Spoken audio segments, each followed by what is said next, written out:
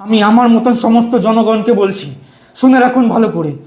যারা আজ থেকে ভাতা নেবেন, মনে রাখবেন ওইটা আপনার ইজ্জতের টাকা, ওইটা আপনার সন্তানের শিক্ষা বেচার টাকা, ওইটা আপনার সন্তানের ভবিষ্যৎ বেচার টাকা। কারণ কোনো জিনিস ফ্রিতে আসে না। সরকার যখন ভাতা দিচ্ছে তার মানে মনে রাখতে হবে সেই টাকাটা সরকার ঘরে ছাপায় না, সেই টাকাটা সরকার কোথা না কোথা থেকে আদায় করবে।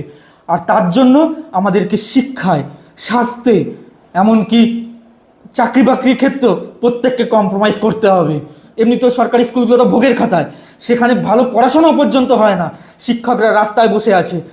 স্বাস্থ্য, সেটাও পুরো ভোগের খাতায়। আজকাল হাসপাতালে গেলে ডাক্তাররা পেশেন্টকে ভর্তি নিতে চায় না, তার কারণ তাদের কাছে অলরেডি এত পেশেন্ট ভর্তি থাকে যে জায়গা থাকে না বলে তারা অ্যাভয়েড করে পেশেন্টকে ভর্তি না নেওয়ার জন্য সরকারি হাসপাতালগুলোয়।